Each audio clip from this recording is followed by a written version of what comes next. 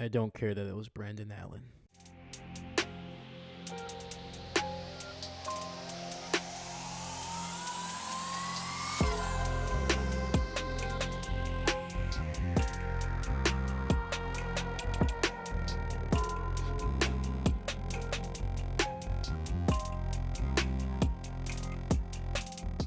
Yeah, I'm definitely not wearing that hat the entire video. All right, and welcome back, everybody, to another power ranking video here at I'm Not a Coach. I'm your host, Dave Huerta. Thank you so much for joining us. Let's get to what you came here for, and that is the power rankings heading into week 13. A lot has changed, so let's get started with honorable mentions, and we got 3 teams here. First, we're going to talk about these 2 teams. The third team is a little bit of a mystery. At the very top here, we have the Seattle Seahawks, who are currently leading the NFC West. They are coming off 2 big victories over 2 division rivals, the San Francisco 49ers a week ago, and this past week they were able to knock off the Arizona Cardinals 16-6.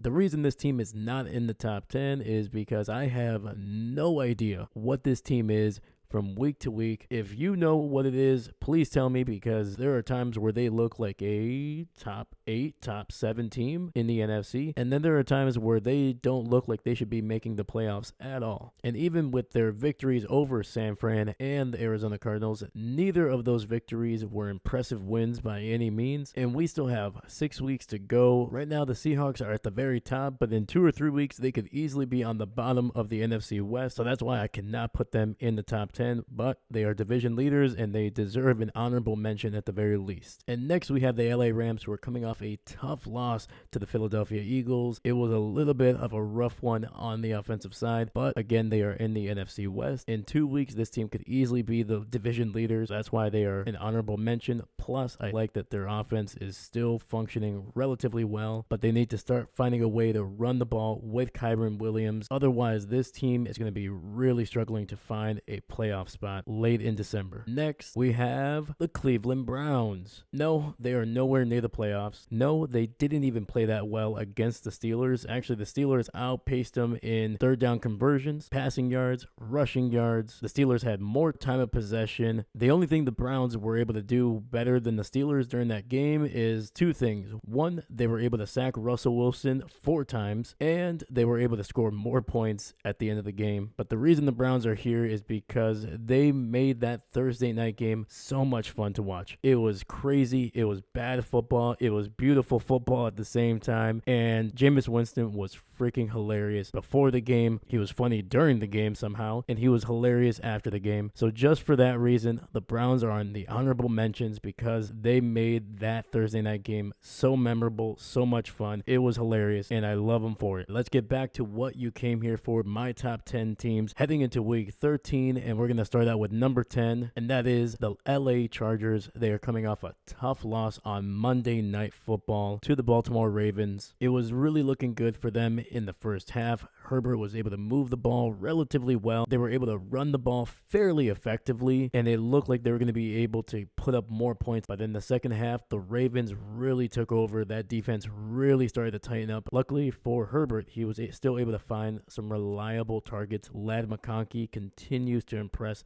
as a rookie slot receiver, and Will Dissly is still playing at a high level at that tight end position for Herbert, so hopefully those guys can continue to play well. Besides the receivers, the running game needs to improve. In the second half, it did not really show up. I know they were dealing with some injuries, but Gus Edwards and J.K. Dobbins need to play a lot better for this team to be able to continue to compete against teams like the Baltimore Ravens. But on top of that, when they have the lead, they can rely on those guys and put games away. So the big reason why I like the Chargers at number 10, their schedule is going to be a little bit easier the rest of the way. While they do have games against Denver and Kansas City, they also have games against Atlanta, Tampa Bay, New England, and Las Vegas. All of those teams are well under 500, and I believe the Chargers also match up really well against all those teams. Potentially 4 wins for this Chargers team, which would put them well over 10, which I think is going to be enough to make the playoffs in the AFC. And next at number 9, we have the Pittsburgh Steelers. I'm going to level with you guys. I had Pittsburgh way too high last week. I think I got a little bit caught up in the moon balls. They're not a bad team, but they're not an elite team either. Their running game is very inconsistent. Even with Harris and Warren, neither of them are really able to take control of a game like a Saquon, like a Derrick Henry, or even a Josh Jacobs. That's going to limit them to what they can do and be able to put away teams. And two, over the last 2 weeks, we've seen that this offensive line has not played well. You're clearly seeing Russell Wilson trying to run around, trying to buy some time, and it is not working, giving up 4 sacks. And I think that was one of the big differences, man. It was a close game. I don't think Cleveland was a better team, but I think the Steelers made more mistakes that hurt themselves, that gave Cleveland those extra opportunities to win the game. I think I had them a little bit too high last week, but they were playing well. They had a 5-game win streak. I think they're closer to a top 10 team instead of a top 5 team. So we're going to see how they play the rest of the way. I think they're going to be able to get some victories. It's going to be a close race between them and the Baltimore Ravens on who is going to win that division. All right, next at number 8, probably going to get some flack for this one. We have the Kansas City Chiefs here. I think I hear the Swifties coming for me, so I'm going to try to finish this really quickly. Some people are going to say, how do you have a 10-1 team outside the top 5? Well, we've talked about it. This Chiefs team has been playing on a tightrope the entire season. From week 1, they were a toe away from starting the season 0-1. And now over the last 2 weeks, the defense that has looked like the best part of this entire team has given up nearly 60 points. In this past week, they gave up 27 points to one of the worst teams in the NFL. This team is not impressive. They're boring to watch. And right now, the Chiefs look like they are more lucky than good. And this is why I believe the Chiefs right now are barely in the top 10. But something tells me that they're going to be climbing this power rankings over the next few weeks because that is who they are. They have the DNA of a team that is going to be there towards the end. And that's why they're still in the top 10. Moving on to number 7 here, we are actually going to stay in the AFC West with the Denver Broncos. The Broncos are coming off a big 29-19 victory over the Raiders. This offense seems to be getting better and better as the season goes on. The Broncos are 7-5. They're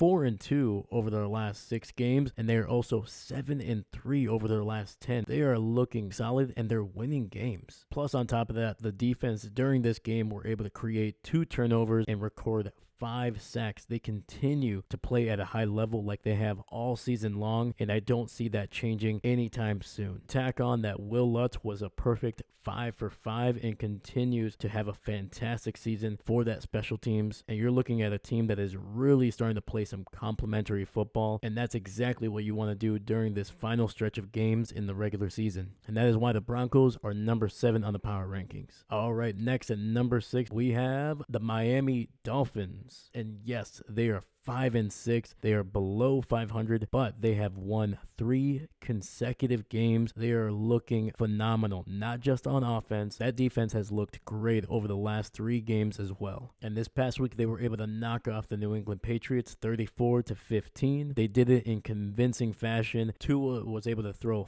4 touchdowns, man, the best he's done all season long. And this defense able to rack up 4 sacks and cause 2 turnovers, 1 fumble, 1 interception. They looked phenomenal, and they continue to build momentum late in the season, and that's exactly what you want to do, playing your best football late in the year. And when you look at the final stretch of games, their last 6, there's a very good chance that this team could hit double digits. They play the Cleveland Browns, the San Francisco 49ers, and the New York Jets twice. So if they can get those 4 victories and potentially steal one from either the Packers or the Texans, this team could go 5-1 over the last 6, which would give them a 10-7 record. And even if they can't steal one from Green Bay or Houston, those 4 victories would get them a 9-8 record. You look at this Dolphins team, this offense and that defense, they have the ability to make some noise if they can get to the playoffs. All right, we're going to keep it moving here now into the top 5. And next we have my Green Bay Packers getting a big victory over San Francisco, 38-10. Yes, they did not have Brock Purdy. Yes, they did not have Nick Bosa or Trent Williams, but it doesn't matter, baby, because a win is a win, and the Packers looked great.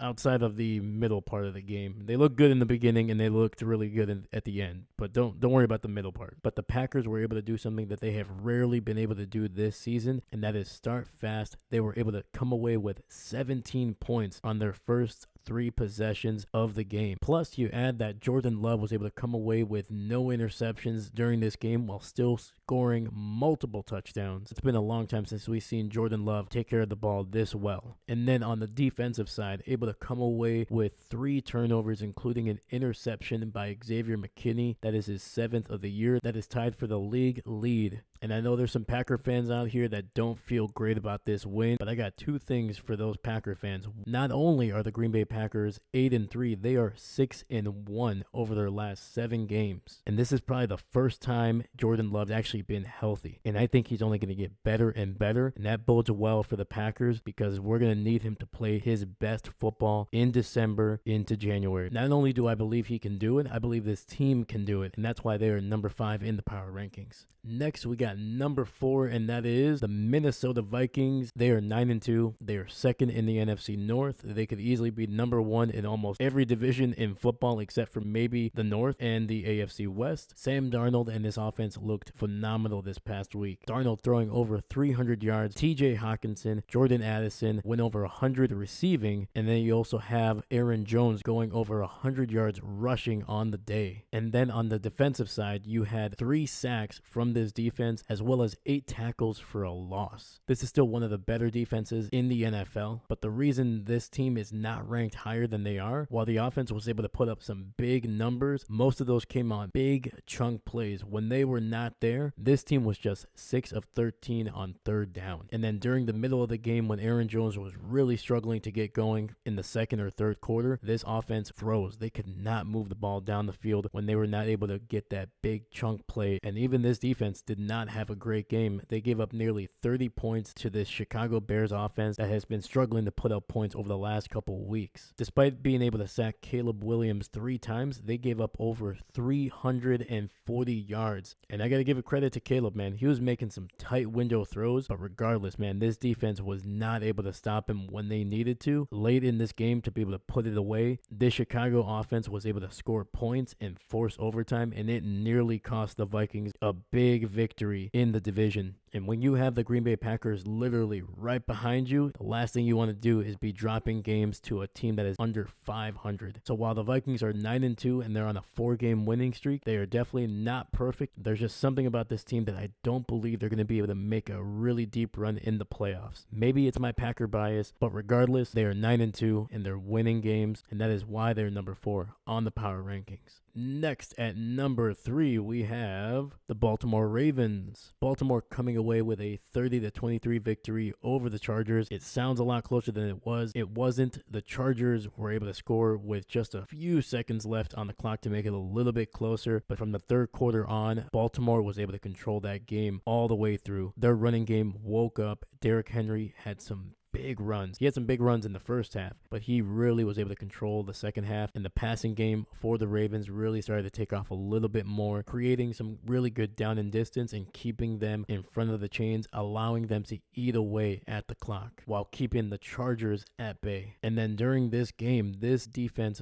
finally played to its potential, able to hold Justin Herbert to under 220 passing yards and able to sack him 4 times in the game. Plus, they were able to make J.K. Dobbins almost a non-factor in the second half, which put more pressure on Justin Herbert to be able to make plays, and some of his guys unfortunately let him down. The Baltimore Ravens really woke up in that second half. I think they're going to be able to keep this momentum going, and I think they're going to have a great chance to be able to knock off the Steelers at the top of this division. All right, next we have number 2, the top 2 teams in the NFL. Both of these teams have looked amazing over the last few weeks, and they are winning games convincingly. This was a toss-up, but somebody had to be number 2, man. We have the Philadelphia Eagles. Philly is 9-2. They have a 7-game winning streak, which is currently the 2nd longest in the NFL. They are coming off a 37-20 victory over the LA Rams, where from basically the end of the 1st quarter to the end of the 4th quarter, they dominated the Rams. And the Rams are not a bad team. They were able to rack up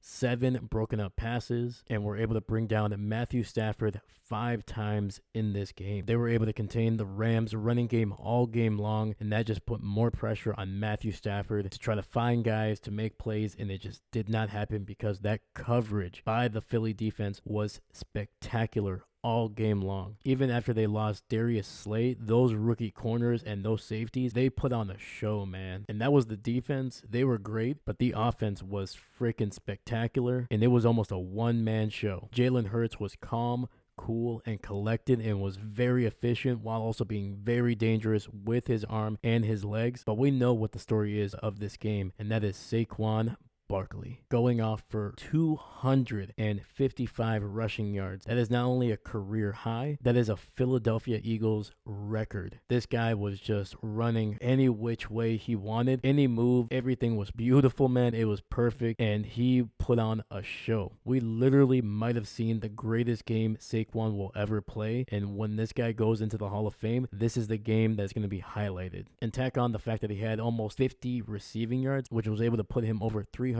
yards from scrimmage on the day, and you have yourself a legendary performance, man. And that is a big reason why the Philadelphia Eagles are number 2 on this list. It should come as no surprise this team has been number 1 for the last couple of weeks. The Detroit Lions continue to be the kings of the NFL. They are coming off a 24-6 victory over the Indianapolis Colts. And I know what you're wondering, how is this more impressive than the 37-20 victory the Eagles had over the Rams? Well, let me tell you, man. So we talked about it. The Eagles were able to sack Matthew Stafford 5 times, were able to get their hands on a couple passes. You can look at the stats of that game and see why the Eagles won. When you look at the Lions game, what did they do to be able to win by 18 points, 3 possessions, which is the same amount of possessions the Eagles won by? So here are some numbers. The Lions defense, no sacks in this game, no interceptions, no fumbles. Jared Goff was sacked 3 times, and he did not throw a single touchdown in this game. But what the Lions did do is that they were able to run the ball,